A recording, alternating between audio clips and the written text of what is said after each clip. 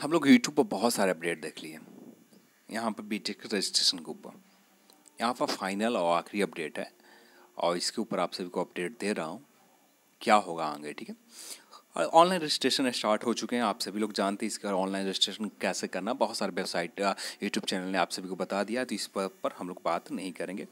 तब से डायरेक्ट हम लोग बीटेक रजिस्ट्रेशन के ऊपर आते हैं और साथ में हम लोग एज के ऊपर भी बात करने जा रहे हैं। तो सबसे पहले हम लोग मिनिमम एज जानेंगे। तो मिनिमम एज जो है, ये सब पेमेंट वगैरह सारे लोग हम लोग जानते ही हैं। तो मिनिमम जो एज है आपका 21 है। आपकी 21 वर्ष होनी चाहिए। यदि 21 वर्ष पूरा नहीं हुआ है तो इसमें आवेदन आप नहीं कर सकते हैं। जो आवेदन काउंट होंगे 1 अगस्त 2018 से आपका एज जो है काउंट होगा।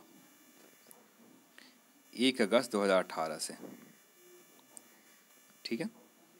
और जो मैक्सिमम एज होंगे जनरल 37, पिछड़ा वर्ग 40, अनरक्षित महिला 40, अनुसूचित जनजाति और जाति 42 वर्ष पुरुष और महिला दोनों के लिए, और अनरिजर्व महिला के लिए 40 वर्ष उम्र है।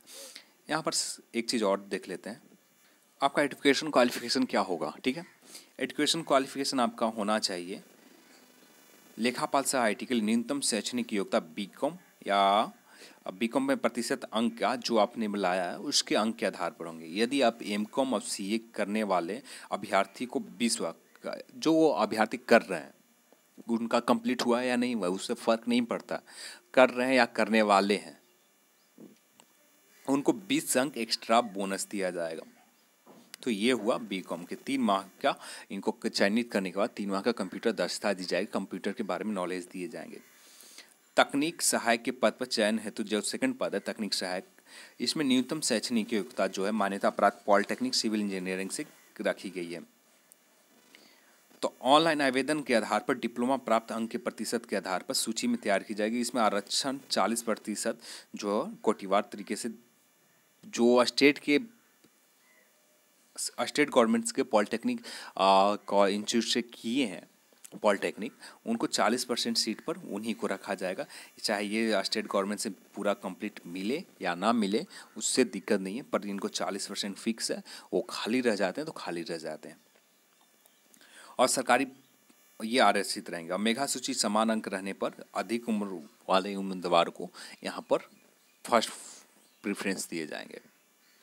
अब यहाँ पर जानते हैं बीटेक। यहाँ पर जिन्होंने बीटेक सिविल से किया है वो भी रजिस्ट्रेशन कर सकते हैं। ठीक है, जितने भी लोग हैं सभी लोग रजिस्ट्रेशन कर सकते हैं। वहाँ पर आपको ऑप्शन दिए गए हैं डिग्री का भी, तो आप वहाँ पर रजिस्ट्रेशन कर सकते हैं। मेन दिक्कत है आपको जो मेरिट लिस्ट है उसमें शामिल किए जाएंगे या नहीं किए जाएंगे, अभी तक ये पीआरडी की ओर से नहीं बताया गया। यहाँ पर साफ क्लियर लिखे गए हैं जो निम्नतम शैक्षणिक योग्यता है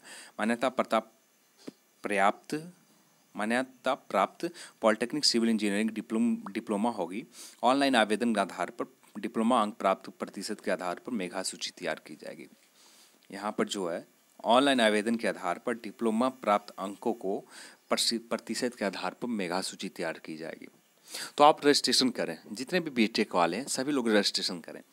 यदि फर्स्ट जो है जो डिप्लोमाधारी हैं जिन्होंने सिविल से किया तो उनको ले लिए जाते हैं।